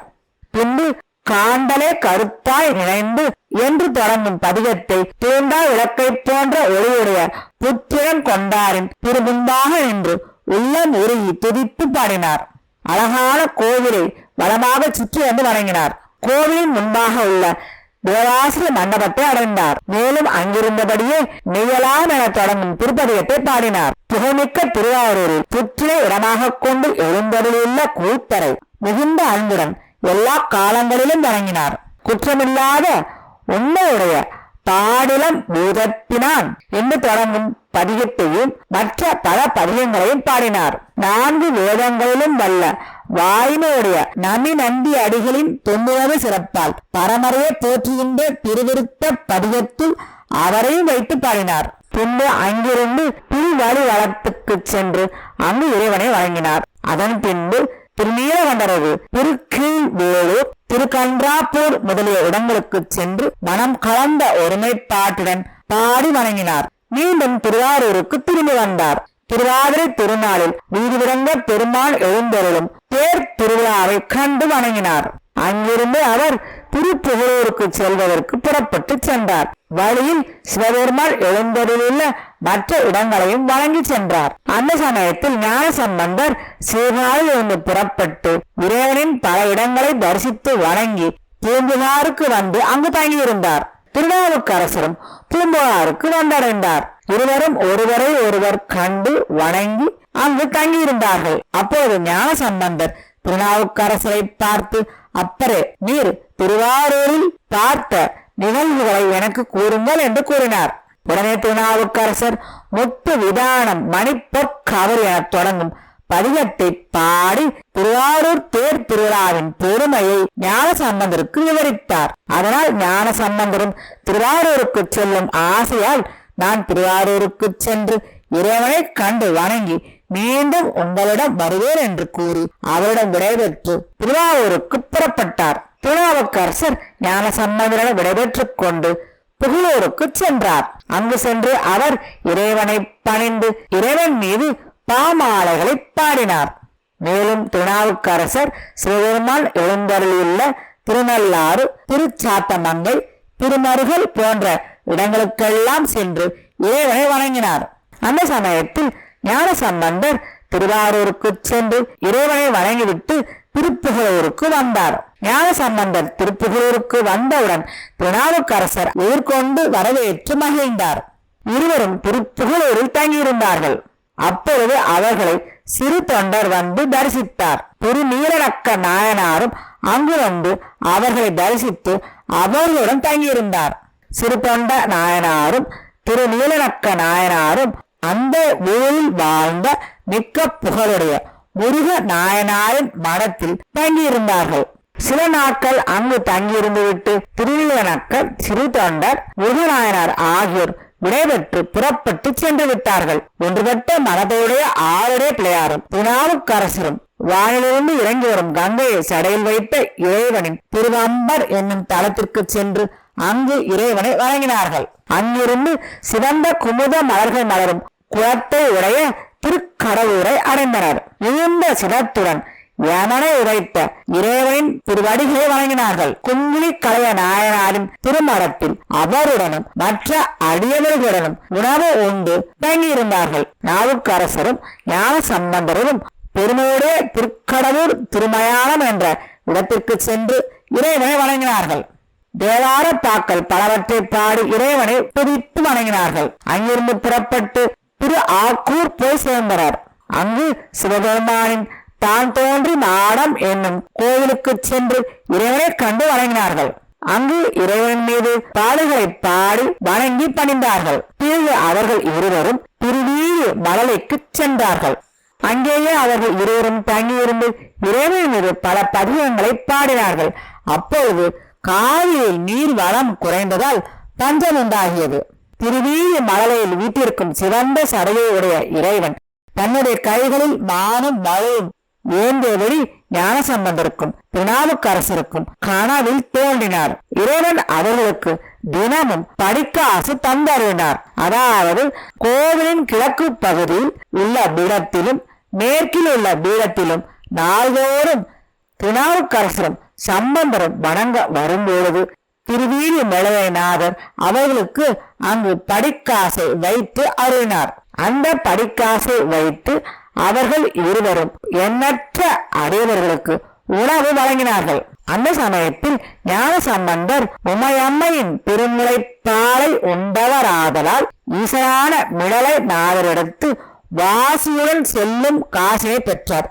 திருநாவுக்கரசர் கை திருத்தொண்டு செய்கின்ற அடிமையாதலால் அவர் வாசி இல்லாத காசினை படியாக பெற்றார். கங்கையாற்று சடையில் அணிந்த பெருமையுடைய இறைவன் தந்த படிக்காசின் உதவியால் முடிவில்லாத பொருளை பெற்றவர்களான அந்த இரண்டு பெருமக்களின் மடங்களில் தொண்டர்கள் மகிழ்ச்சியுடன் நாள்தோறும் உணவு உண்டனர். உண்ண குறைவின்றி உணவு அவர்களுக்கு கிடைத்தது. அந்த நேரத்தில் காலம் தவறாது மழை பொழிந்து நீர் பெருகி பரவியது. பஞ்சம் நீங்கியது. நீலகண்டரான இறைவன் எழுந்தருளியுள்ள மற்ற இடங்களுக்கும் சென்று வணங்க வேண்டும் என்று அவர்கள் எண்ணினார்கள்.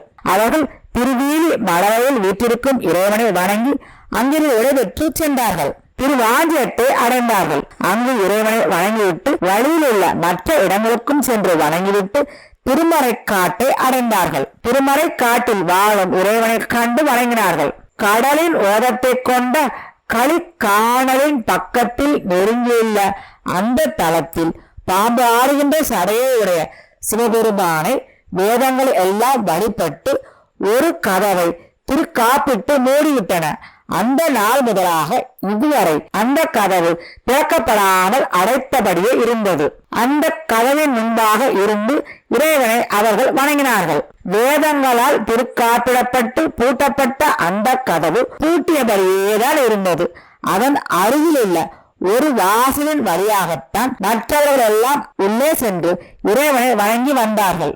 எல்லையற்ற புகழையுடைய ஞான சம்பந்தரும் திருநாவுக்கரசரும் அதை பார்த்தார்கள். அப்போது ஞான சம்பந்தர் திருநாவுக்கரசரை பார்த்து, அப்பரே, உயர்ந்த வேதங்கள் வழிபட்ட பெருமைக்குரிய இறைவனை நாம் இருவரும் கோவிலில் புகுந்து தடையின்றி வணங்குவதற்காக இந்த கதவின் முன்பாக நின்று இந்த கதவின் பிற்காப்பு நீங்குவதற்கு நீங்கள் பாடி அருள்க என்று வேண்டி கேட்டுக்கொண்டார்.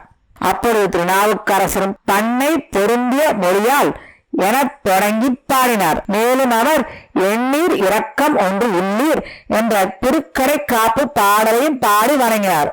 உடனே மணிக்கதவின் திருக்காப்பு நீங்கியது. இருவரும் விழுந்து வணங்கி இறைவனை தொழுதார்கள். இருவரும் உள்ளே சென்று இறைவனின் முன்பு வணங்கி பல பதிகங்களை பாடினர். பிறகு மீண்டும் திரும்பி வந்து கோவிலின் வாசலை அடைந்தார்கள். அப்பொழுது திருநாவுக்கரசர் இந்த கோவிலின் வாசல் திறந்து மூடும் நிலையை அடைய வேண்டும் என்று நினைத்து ஞான சம்பந்தரை பார்த்து, அருள் நிறைந்த இந்த கதவு மூடும் வகையை நீர் பாடி அருள்க என்று கூறினார். உடனே ஞான சம்பந்தர் அந்த திருக்கதவு மூடுவதற்காக பதிகம் பாடத் தொடங்கினார். பதிகம் பாடத் தொடங்கிய உடனேயே அந்த கதவு மூடியது. ஞான சம்பந்தர் அந்த பதிகத்தை முழுமையாக பாடி முடித்தார். இறைவனின் அருளால் அந்த வாயிலின் கதவு அது முதல் மூடவும் திறக்கவும் முடிவதாக ஆனது. அப்போது திருநாவுக்கரசரும் சம்பந்தரும் மடத்திற்கு சென்று அங்கு தங்கியிருந்தார்கள். அப்பொழுது திருநாவுக்கரசர் தாம் கதவு திறப்பதற்காக மிகவும் முயன்று பல பாடல்களை பாடிய பின்பு அந்த கதவு திறந்தது. ஆனால் திருஞான சம்பந்தர் பாடிய முதல் பாட்டிலேயே கதவு மூடிக்கொண்டது என்று நினைத்து அதை பற்றி சிந்தித்து மிகவும் கவலையடைந்தார். மடத்தின் ஒரு பக்கத்தை சென்று அந்த நினைவுடனேயே தூங்கினார். அவருடைய கனவில் இறைவன் தோன்றி, நான் திருவாய்மூரில் இருக்கிறேன், நீ அங்கு வா என்று கூறினார். திருநாவுக்கரசர் அந்த நிலையிலேயே கனவிலிருந்து விழித்து எழுந்து திருவாய்மூருக்கு புறப்பட்டார். இறைவன் திருநாவுக்கரசருக்கு கனவில் தான் தோன்றிய அந்த உருவத்திலேயே முன்னே வழிகாட்ட அவருக்கு பின்னே திருநாவுக்கரசர் தொடர்ந்து சென்றார். திருநாவுக்கரசர் எவ்வளவு விரைவாக சென்றாலும் தனக்கு முன்பாக சென்ற இறைவனை பிடிக்க முடியவில்லை. அதனால் அவர் மிகவும் வருந்தினார். அப்பொழுது சிவபெருமான் பக்கத்தில் காட்சி தருபவர் போல பொன்மயமான திருக்கோவில் ஒன்றை அவருக்கு முன்பாக தோன்றும்படி செய்து அதற்குள் புகுந்து அருளினார். நாவுக்கரசரும் விரைந்து அவரை தொடர்ந்தார். திருநாவுக்கரசர் இப்படியாக உறக்கத்தில் இருந்து எழுந்து செல்வதை அறிந்த ஞான சம்பந்தரும் அவரை பின்தொடர்ந்தார். சீர்காழி தலைவரான ஞான சம்பந்தருக்கு இறைவன் காட்சி அளித்தார். சம்பந்தரும் இறைவனின் திருக்கூத்தை கண்டு அவரை பணிந்து வணங்கி நாவுக்கரசருக்கும் அதை காட்டி அருளினார். நாவுக்கரசர் இறைவனை பாட அடியார் என தொடங்கும் பாடலை பாடி வணங்கினார். பின்பு திருநாவுக்கரசர் திருவாய்மூரை அடைந்து கோவிலை வலம் வந்தார். ஞான சம்பந்தருடன் அந்த ஊரில் தங்கியிருந்தார். பின்பு அங்கிருந்து சம்பந்தருடன் திருமறைக்காட்டை சென்று அடைந்தார். அங்குள்ள குற்றமற்ற இறைவரின் திருவடிகளை பணிந்து வணங்கினார். அந்த சமயத்தில் சோழனின் மகளும் பாண்டிய மன்னனுக்கு மனைவியுமாகிய பாண்டிமாதேவி தன்னுடைய மந்திரியான குலச்சிறையாரை சம்பந்தரிடம் அனுப்பினார். அவர்கள் திருஞான சம்பந்தர் எழுந்தருளியுள்ள திருமடத்தை அடைந்து தாங்கள் வந்திருக்கும் செய்தியை அவருக்கு தெரிவித்தார்கள். அவர்கள் ஞான சம்பந்தரை தங்களுடைய நகரத்துக்கு அழைத்தார்கள். ஞான சம்பந்தரும் அவர்களுடன் செல்ல சம்மதித்தார். ஆனால் திருநாவுக்கரசர் ஞான சம்பந்தரிடம் சமணர்கள் மிகவும் கொடியவர்கள், அவர்கள் மிகுதியாக உள்ள அந்த இடத்திற்கு நான் உங்களை செல்ல விடமாட்டேன் என்று கூறினார். அப்பொழுது ஞான சம்பந்தர் சமணர்களால் வாடும் பாண்டிமா தேவிக்கு நான் உதவி செய்ய வேண்டும், அங்கு செல்ல வேண்டும் என்று கூறினார்.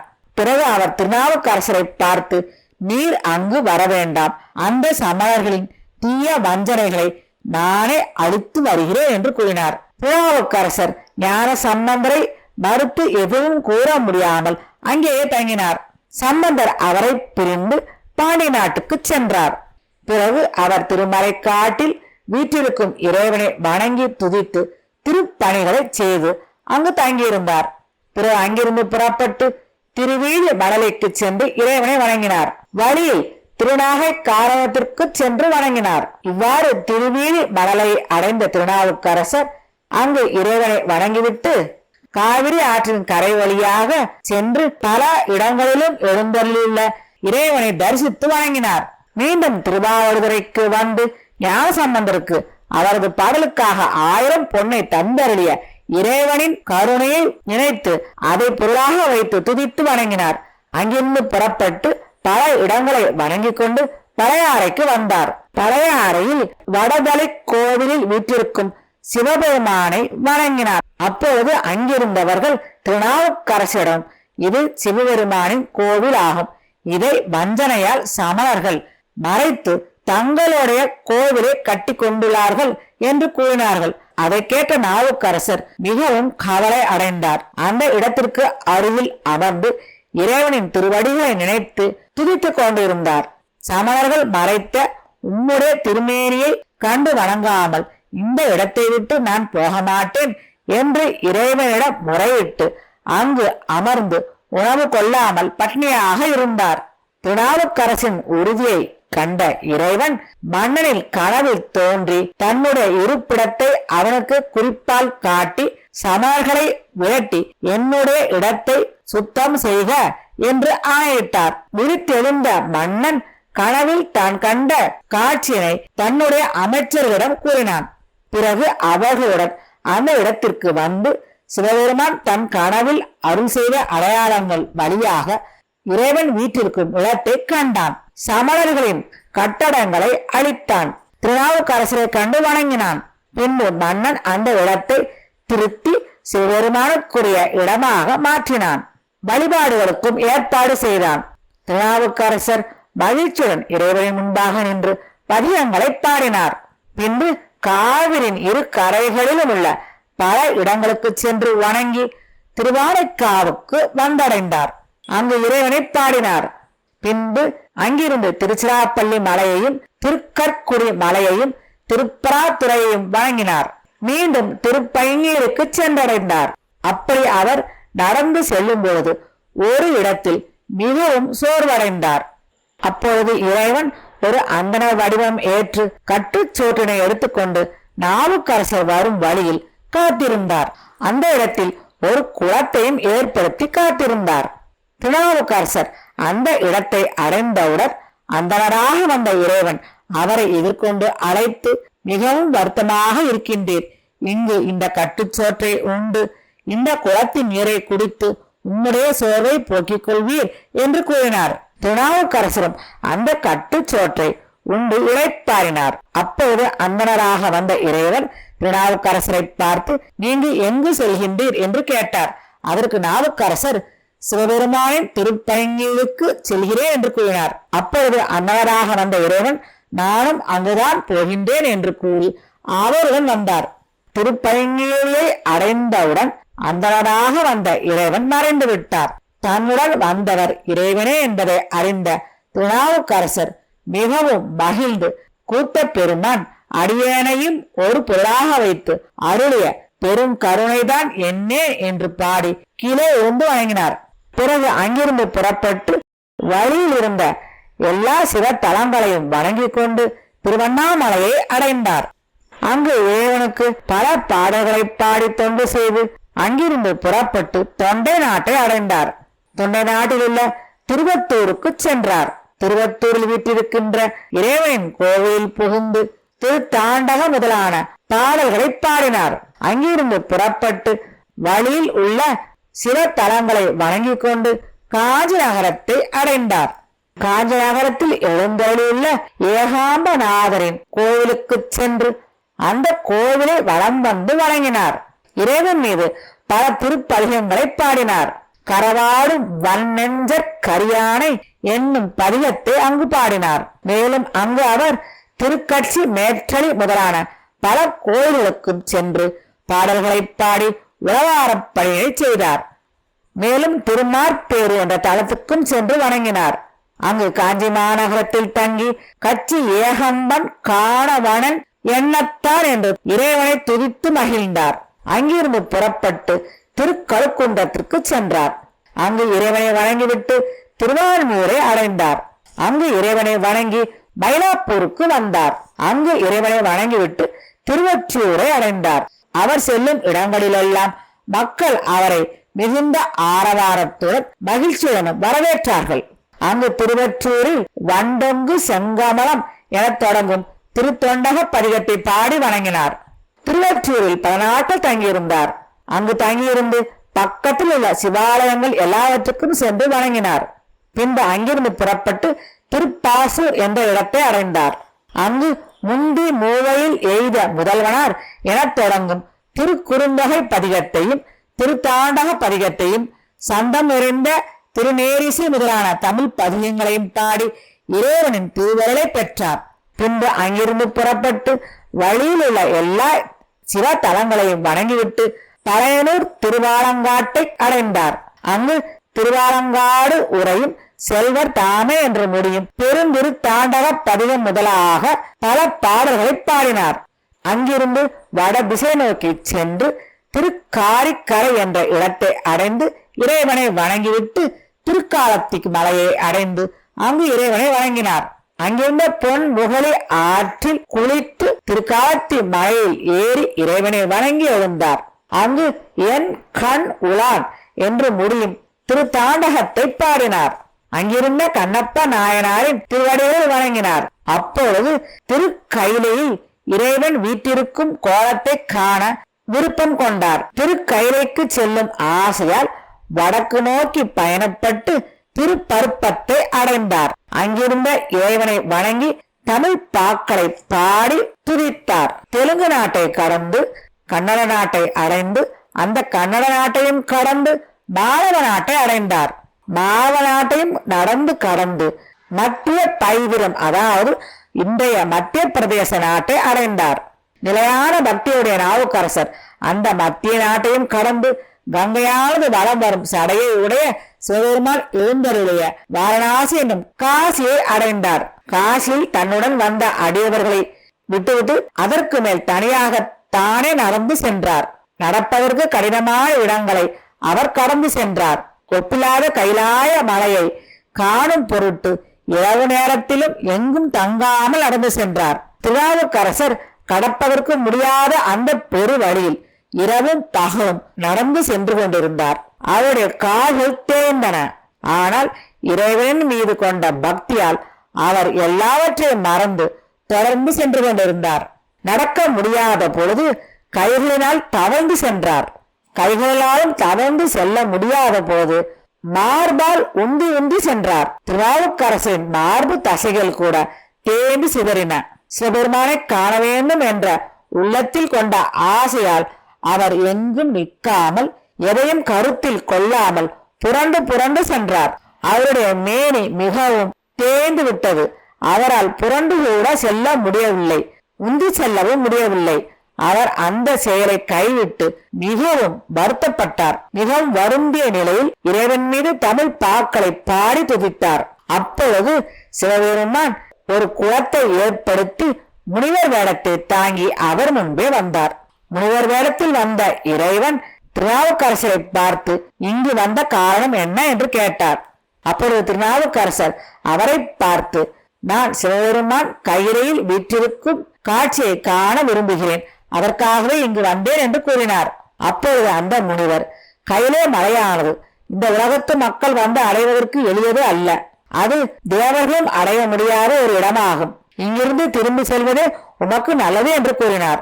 அதற்கு திருநாவுக்கரசர், திருக்கையில் இருக்கும் இணையாலும் தலைவரின் திருக்கோலத்தை காணாமல் அழியும் இயல்புடைய இந்த என் உடலை கொண்டு திரும்பி செல்லமாட்டேன் என்று கூறினார்.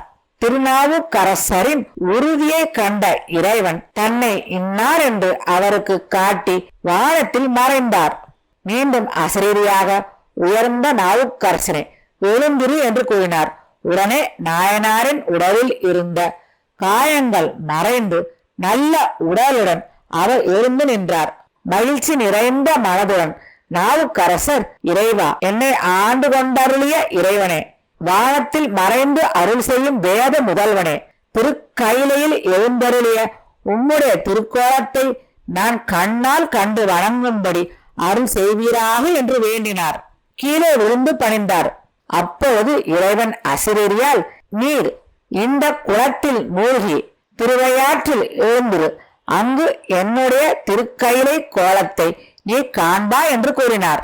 இறைவனின் கட்டளையை ஏற்றுக்கொண்ட நாயனார் வேற்றாகி வெண்ணாகி நின்றாய் போற்றி என்று தொடங்கும் திருப்பதிகத்தை பாடினார். இறைவனின் திருவைந்தெழுத்தை ஓதிக்கொண்டு அந்த குளத்தில் மூழ்கினார். அந்த குளத்தில் மூழ்கி திருவையாற்றில் உள்ள குளத்தில் எழுந்து நின்றார்.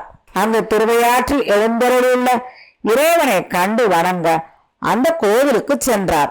அங்கு இறைவன் கையிலை மலையில் தான் வீட்டிற்கும் அழகிய கோலத்தை அவருக்கு காட்டி அருளினார். நாவுக்கரசர் கண்ட அந்த பெரிய கோயிலே கையிலை மலையாக தோன்றியது. திருமால், நான்முகன், இந்திரன் முதலான தேவர்கள் அங்கு இறைவனை துதிப்பதை அவர் பார்த்தார். தேவர்கள், அசுரர்கள், சித்தர்கள், வித்யாதரர்கள், இயக்கர்கள், பெருந்தவத்தவர்கள், மாமுனிவர்கள் அங்கு நிறைந்து இருந்தனர். தேவ பாட்டொலியும் மத்தளங்களின் ஓசையும் அழிவில்லாத 7 கடல்களின் பேரொளியும் அங்கு நிறைந்திருந்தது. கங்கை முதலான தூய்மையான தெய்வத்தன்மையுடைய பெரிய நதிகள் அங்கு இறைவனை வணங்கி கொண்டிருந்தன. பெரிய சிவகண தலைவர்கள் அங்கு எல்லா இடத்திலும் நிறைந்திருந்தார்கள். பெரிய பலவகை வாத்தியங்களின் பேரொளியை முழக்கி பூத வேதாளங்கள் இறைவனை துதித்துக் கொண்டிருந்தன. அங்கு நந்தியம்பெருமான் சிவபெருமானை வழிபடுவதற்கு நடுவில் முன்னோக்கி நடந்து சென்றது. திருநாவுக்கரசர் வெள்ளி மலையின் மீது மரகத கொடியுடனே விளங்கும் பேரொளியுடைய பவளமலை என்று கூறும்படியாக உமையாருடன் வீட்டிற்கும் வள்ளலான சிவபெருமானை தன் கண் முன்னே கண்டார். இறைவனை புகழ்ந்து திருத்தாடகங்களை பாடினார். இவ்வாறு இறைவன் திருவையாற்றில் திருக்கைலாயத்தில் வீட்டிற்கும் திருக்கோலத்தை திருநாவுக்கரசருக்கு காட்டி அருளினார். தன் கண்ட காட்சியை மகிழ்ச்சியுடன் பாடி இறைவனை துதித்தார். மாதர் பிறை கண்ணியானை மலையான் மகளோடும் என தொடங்குகின்ற திருப்பதிகங்களை மறை முதல்வரான இறைவரை திருவையாற்றில் உயிர்கள் யாவையும் காதல் பொருந்திய தம் துணைகளுடனே சேர கண்டேன் என்ற கருத்தமைய பாடினார். அங்கு திருவையாற்றிலே அவர் தங்கியிருந்தார். அங்கிருந்து பக்கத்தில் உள்ள திருநெய்த்தான முதலான பல இடங்களுக்கு சென்று வணங்கினார். திருமலப்பாடிக்கு சென்று இறைவரை வணங்கினார். பிறகு அங்கிருந்து திருப்பூந்துருத்தியை அடைந்தார். அங்கு இறைவனை திருப்பூந்துருத்தில் விரும்பி எழுந்தருளிய சிறந்த சடையுடைய சிவபெருமானை, மலை போன்ற காயின் மீது எழுந்தருளி வரும் பெருமானை, பொய்யிலியை கண்டேன் என்று விருப்புடைய திருத்தாண்டகத்தையும் சேவடிக்கீழ் நாம் இருப்போம் என்ற கருத்தும் முடிவும் கொண்ட திருக்குறுந்தாய் பதிகத்தையும் பாடினார். அந்த திருப்புறந்துருத்தில் சில காலம் தங்கியிருந்தார். நாமடி போற்றுவதே என்ற கருத்துடைய திருவிருத்த பாடலை பாடினார். அங்கு ஒரு திருமணத்தையும் தோற்றுவித்தார். அப்பொழுது சம்பந்தர் பாண்டிய நாட்டுக்கு சென்று அங்கு சமணர்களை வீழ்த்தி பாண்டியனின் கூடை நிமிர்த்தி அவனுக்கு ஞான உபதேசம் செய்து அங்கு சைவ சமயத்தை நன்கு மலரச் செய்துவிட்டு திருப்புறங்குருத்திக்கு வந்தார். அப்பொழுது திருநாவுக்கரசர் ஞானசம்பந்தர் அங்கு வருவதை அறிந்து பேர் அறியாமல் அங்கு சென்று ஞானசம்பந்தர் வரும் முத்து சிவிகையை தானும் தோள் கொடுத்து தூக்கி சுமந்து வந்தார். ஞானசம்பந்தர் திருநாவுக்கரசர் தங்கியிருந்த திருப்பூந்துருத்திக்கு அருகில் வந்து அங்கு இருந்தவர்களை பார்த்து அப்பர் எங்கு தங்கியிருக்கிறார் என்று கேட்டார். அப்பொழுது திருநாவுக்கரசர், அடியவன் உம்முடைய திருவடிகளை சுமக்கும் சிவிகையை சுமந்து கொண்டு உமக்கு கீழே இருக்கிறேன் என்று கூறினார். திருஞான சம்பந்தர் அதை கேட்டவுடன் விரைவாக சிவிகையிலிருந்து இறங்கி திருநாவுக்கரசரை வணங்கினார்.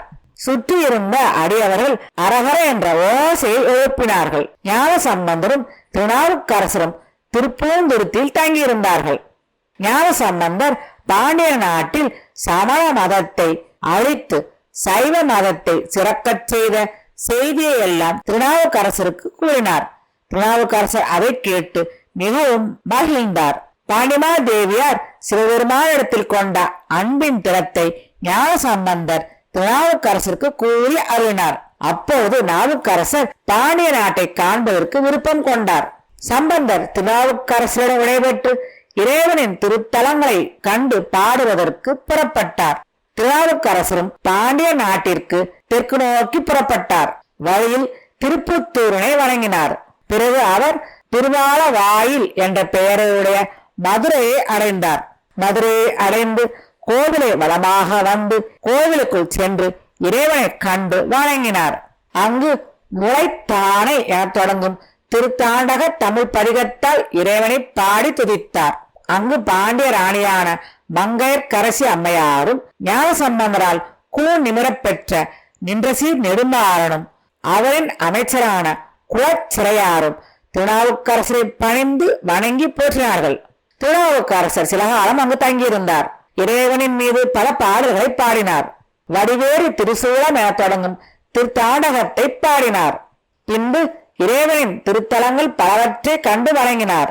அங்கிருந்து புறப்பட்டு ராமேஸ்வரத்திற்கு சென்று இறைவனை கண்டு வணங்கினார். பதிகங்களை பாடினார். ராமேஸ்வரத்தில் பல நாட்கள் தங்கியிருந்தார். பின்பு அங்கிருந்து புறப்பட்டு திருநெல்வேலி, திருக்கானப்பேர் முதலிய பல இடங்களுக்கு சென்று வணங்கினார். பல இடங்களை வணங்கி பூம்புகழூர் என்னும் இடத்தை அடைந்தார். அங்கு பல பதிகங்களை பாடினார். உலகாக பணி செய்யும் திருநாவுக்கரசரின் பெருமையை உலகுக்கு காட்ட நினைத்த இறைவன் அங்கு திருப்பணிக்காக உலகார பணி செய்ய இடங்களிலெல்லாம் பொன்னோடு நவமணிகளும் அவருக்கு வெளிப்படுமாறு அருள் செய்தார். அதை எடுத்த திருநாவுக்கரசர் அதை அங்கிருந்த குளத்தில் வீசி எறிந்தார். அதை கண்டு அவர் மனம் மயங்கவில்லை. திருப்புகழூரில் அவர் இருக்கும் பொழுது இறைவனின் திருவருளால் வில்லை தோற்கடிக்கும் புருவங்களை உடைய தேவ மகளிர்கள் வானுலகத்திலிருந்து இறங்கி வந்தார்கள். அவர்கள் திருநாவுக்கரசரின் சுற்றி வந்து ஆடி அவரை மயக்க நினைத்தார்கள்.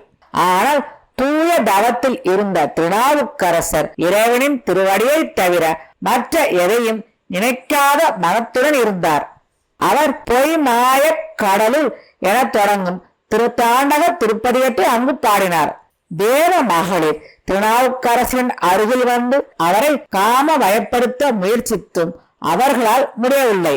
அதனால் அவர்கள் அவரை வணங்கி அங்கிருந்து சென்று விட்டார்கள். திருநாவுக்கரசர் அந்த இடத்தில் சில காலம் தங்கியிருந்தார். அங்கு அவர் பல பாடல்களை பாடினார். புண்ணியா உன் அடிக்கே போதுகின்றேன் என்ற கருத்துடைய திருத்தாண்டகத்தை பாடி இறைவனை வணங்கினார். அடைவதற்கு கடினமான சிவானந்த வடிவத்துடன் பரம ஞான வடிவே ஆகி பெருமையுடைய சிவபெருமானின் திருவடிக்கில் எழுந்தருளி மீளாது இருந்தார். அப்படி அவர் அமர்ந்த போது சித்திரை மாதத்து சதய திருநாளில் அவர் இந்த உலகத்தில் இருந்து சிவபெருமானின் திருவடியை அடைந்தார்.